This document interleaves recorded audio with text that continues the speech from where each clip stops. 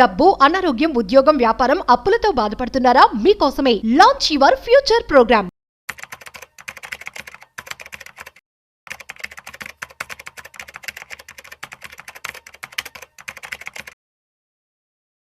నమస్తే, నేను జీవి సత్యనారాయణ. ఈ వీడియోలో దుబాయ్లో మన వాళ్ళందరూ కూడా ఎక్కువ శాతం ఈ మధ్య కాలంలో మనం వింటున్నాం ఎక్కువ ఆస్తులు అక్కడ కొంటారు. అంటే ఎందుకు కొంటారు? ధరలు తక్కువ, లేకపోతే ఏంటిది? మిడిల్ క్లాస్ వాళ్ళు కూడా కొనుక్కోవచ్చా అనేది దీంట్లో అన్నమాట. ఒకప్పుడు దుబాయ్ అనగానే సంపన్నులు, బాగా అంటే ఫైనాన్షియల్గా ఉన్న వాళ్ళే అక్కడ రియల్ ఎస్టేట్ అనేది ఒకటి ఉండేది. ఇప్పుడు దుబాయ్ మామూలు మిడిల్ క్లాస్ వాళ్ళని కూడా ఆకర్షిస్తుంది. అదేంటిదో చూద్దాం. అయితే ఇప్పుడు జనరల్గా ఏంటిది అంటే, మనం దుబాయ్లో మన ఇండియా వాళ్ళు, భారతీయులు పెట్టుబడులు ఈ మధ్యకాలంలో బాగా పెరగడం జరిగింది. అక్కడ ఇళ్ళు, అపార్ట్మెంట్లు, విల్లాలు కొనుక్కోవటం జరుగుతుంది.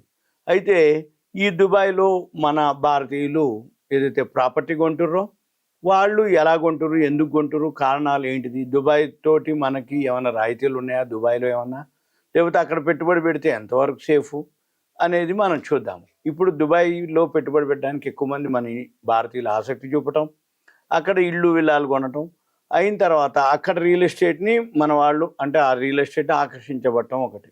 అయితే అక్కడ ఎప్పుడైతే ఒకప్పుడు ధనవంతులు చేసేవాళ్ళు ఉండో, ఇప్పుడు అందరూ కూడా అంటే బాలీవుడ్ తారలు, పెద్ద పెద్ద వ్యాపార కుటుంబాలు మాత్రమే అప్పట్లో కొనేది. ఇప్పుడు పరిస్థితులు మారిపోయినాయి. ఎందుకు మారినాయో చూద్దాం. అయితే మన ఇండియాలో ఎవరైతే ఉండరో మధ్యతరగతి వాళ్ళు ఏంటిది, భారతీయ అంటే కొనుగోలు చేయడానికి కూడా ఆసక్తి చూపిస్తారు. ఈ దుబాయ్లో ఏవైతే ప్రాపర్టీలు ఉన్నాయో, ముఖ్యంగా ఇప్పుడు భారతీయులను ఎందుకు ఆకర్షిస్తున్నాయి అనే దానికి అక్కడ రాయితీలు ఏమైనా ఉంటాయా అనేది చూద్దాం. అక్కడ ఏంటిదంటే మెరుగైన అద్దె రాబడి. అంటే ఏంటి, దుబాయ్లో 6-7% వరకు రాబడి వస్తుంది, అంటే ఇన్కమ్ అద్దెకిస్తే.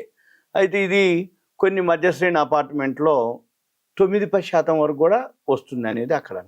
అయితే మన ఇండియాలో మాత్రం ముంబై, ఢిల్లీ తోటి పోలిస్తే ఇది చాలా ఎక్కువ అన్నమాట. అయితే ఇప్పుడు ఈ ముంబై, ఢిల్లీ వీటిలో అద్దె రాబడి 2-3% సగటున. అయితే అక్కడ ఇంకొకటి, వడ్డీ రేట్లు తక్కువ, అక్కడ ఫైనాన్సింగ్ ఖర్చులు. అంటే దుబాయ్లో ఎవరైతే ఉన్నారో మనకి 5% వడ్డీ రేటుకే ఆస్తులు కొనుక్కోవచ్చు. ఇక్కడ ఇండియాలో అయితే మనకి హౌసింగ్ లోన్లు అవన్నీ కలిపితే 10% వరకు ఉంటాయి. అక్కడ వడ్డీ రేటు తక్కువ, ఆర్థిక భారం, ఈఎంఐలు తగ్గిపోద్ది. వడ్డీ ఎప్పుడైతే తక్కువ ఉంటుందో ఈఎంఐ తగ్గిపోద్ది. వడ్డీ తగ్గినప్పుడు మనకి అక్కడ రెంటల్ ఇన్కమ్ ఎక్కువ వస్తుంది, ఒకటి వడ్డీ తక్కువ. అంటే ఈఎంఐ తక్కువ, రెంటల్ ఇన్కమ్ ఎక్కువ. ఇక్కడ రెంటల్ ఇన్కమ్తో పోలిస్తే పర్సంటేజ్ తక్కువ, వడ్డీ భారం ఎక్కువ. అందుకని కొనుగోలుదారులు ఏం చేస్తారు, అక్కడికి పోతారు, అక్కడ కొనుక్కోవటం. ఇక రెండోది ఏంటి, ఇక్కడ మనకి ట్యాక్స్లు పడతాయి.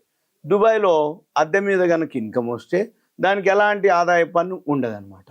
అంటే ఏదైతే మనం ప్రిన్సిపల్ అమౌంట్ ఉందో, మూలధన లాభాలు, దానిపైన ట్యాక్స్లు ఉండవు. అందుకని ఏమవుతుంది, ఎవరైతే పెట్టుబడి పెట్టి అది ఎసెట్ కొనుక్కుంటారో వాళ్ళకి అది కూడా ట్యాక్స్ మిగిలినట్టే.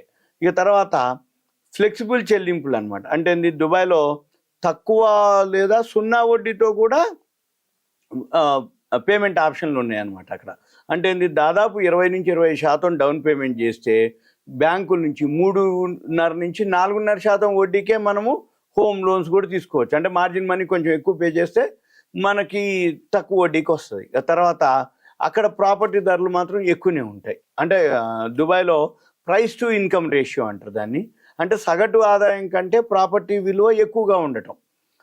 తర్వాత ఇది ఢిల్లీలో అయితే 9.8 ఉంది, ముంబైలో 29.94 ఉంది, దుబాయ్లో 7.16గా ఉంది. ఏంటిది ఇది? Price to income ratio. అంటే భారతీయ ప్రధాన నగరాలతో పోలిస్తే దుబాయ్ అందుబాటు ధరలో ప్రాపర్టీ లభిస్తుంది అనేది దీనికి అనమాట. అంటే సగటు ఆదాయం కంటే ప్రాపర్టీ విలువ ఎక్కువ ఉండటం. అయితే ఉదాహరణకి 2,500 అడుగులు ఎస్ఎఫ్టీ అనుకోండి, 2,500. అయితే గురుగ్రామ్లో అయితే 6.5-12 కోట్లు ఉంటుంది కాస్ట్. అదే ముంబైలో అయితే 16-30 కోట్లు. ఆ ఏరియాని బట్టి కమర్షియలా, రెసిడెన్షియలా, ఫస్ట్ బిట్టా, సెకండ్ బిట్టా, కార్నరా, లేకపోతే 100 ఫీట్ రోడ్, ఇట్లా ఏవైతే ఉంటాయో దాన్ని బట్టి, అది మెయిన్ రోడ్కి ఎంత దూరం ఉంది దాన్ని బట్టి రేట్లు. ఇప్పుడు హైదరాబాద్లో అయితే 4.5 నుంచి 7.5 కోట్లు, బెంగళూరులో అయితే 4 నుంచి 9 కోట్లు, అదే 2500 ఎస్ఎఫ్టీకి.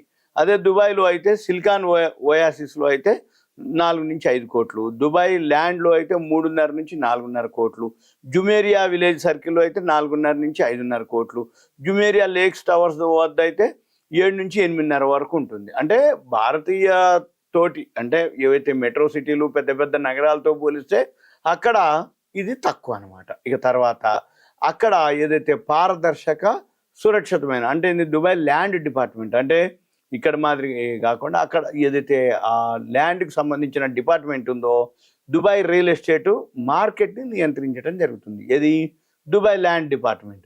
ఇది ఏం చేస్తుంది, విదేశీ కొనుగోలు అంటే వేరే కంట్రీ వాళ్ళు అక్కడ కొనుక్కోవడానికి చట్టపరమైనటువంటి రక్షణ కల్పిస్తుంది దుబాయ్ ల్యాండ్ డిపార్ట్మెంట్. ఈ మన భారతీయులు దుబాయ్లో పూర్తి యాజమాన్య హక్కులతోటి ఫ్రీ హోల్డ్ ఆస్తుల్ని కొనుగోలు చేయొచ్చు అనమాట. ఇది పారదర్శకత అంటే ట్రాన్స్పరెన్సీ, సేఫ్టీ, ఇది అనమాట. ఏది అక్కడ ఆస్తి చట్టాలు. తర్వాత అక్కడ ఇన్వెస్టర్ ఫ్రెండ్లీ వీసా పాలసీ అంటే ఏంది, యూరోప్ ఏఈడి అంటారు, యునైటెడ్ అరబ్ ఎమిరేట్స్, అక్కడ దిర్హాలను అంటారు. ఇక్కడ మన రూపాయలు ఎట్లా డాలర్లు ఎట్లా అలానే దిర్హాలను అంటారు. అక్కడ సుమారు 7,50,000 దిర్హంలుకి 1.8 కోట్లు అనమాట. అంటే మన ఇండియన్ కరెన్సీకి దిర్హంలకు కన్వర్షన్ చేస్తే. అయితే అంతకంటే కనుక ఎక్కువ 7,50,000 దిర్హంల కంటే ఎక్కువ గనక ఆస్తులు కొనే వాళ్ళకి అక్కడ యుఏఈ రెసిడెన్సీ వీసాలు కూడా ఇచ్చేస్తారు. తర్వాత ఏఈడి 2 మిలియన్ల కంటే అంటే యునైటెడ్ అరబ్ ఎమిరేట్స్ 2 మిలియన్ల కంటే ఎక్కువ విలువైన ఆస్తులు కొన్న వాళ్ళకి 10 సంవత్సరాలు గోల్డెన్ వీసా కూడా ఇచ్చేస్తారు.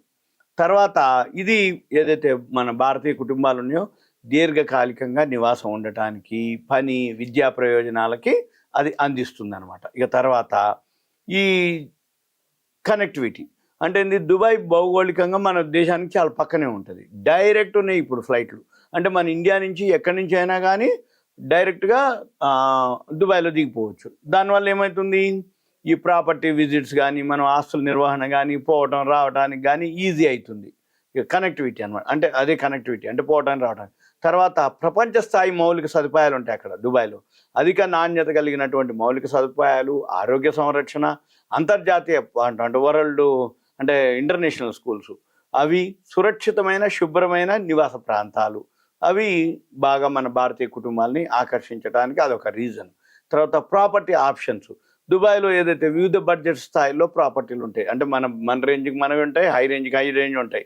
సౌత్ దుబాయ్, జుమేరియా, విలేజ్ సర్కిల్ వంటి అభివృద్ధి చెందుతున్న అంటే ఇప్పుడిప్పుడే డెవలప్ అవుతున్నటువంటి ప్రాంతాల్లో అయితే సరసమైన ధరల్లో అపార్ట్మెంట్లు కూడా దొరుకుతాయి అన్నమాట. ఇక ఇక పామ్ జుమేరాలో అయితే లగ్జరీ విల్లాలు కూడా దొరుకుతాయి.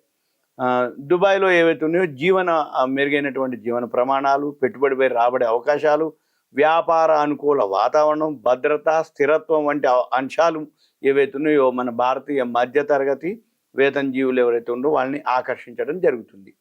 ఇది అనమాట. నెక్స్ట్ ఆదాయం పన్ను లేకపోవటం, ప్రపంచ స్థాయి సౌకర్యాలు ఉండటం, మెరుగైనటువంటి విద్య, వైద్య సేవలు, అక్కడ ఆస్తి పట్ల మనం కొనుక్కోవాలని ఆసక్తిని చూపించుతున్నాయి మన భారతీయుల మీద. అయితే ఒకప్పుడు ఏదైతే ఉందో ఇది దుబాయ్లో ఏదైతే ఉందో ప్రాపర్టీ కొనుగోలు చేయాలనుకునేటటువంటి కళ ఎవరైతే ఉంటారో ఇప్పుడు చాలామంది భారతీయులు ఆ కళ సాకారం చేసుకుంటారు, అది నెరవేర్చుకుంటారు అనమాట. ఇవన్నీ కూడా ఈ దుబాయ్లో కొనుక్కోవటానికి ఈ పరిణామాలన్నీ కూడా సూచించడం జరిగింది. ఇది మన వాళ్ళు దుబాయ్లో ఆస్తులు కొనడానికి ఇది రీజన్. ఇదంతా మీకు ఇన్ఫర్మేషన్ మాత్రమే ఉంటా. Thank you. సెలవు.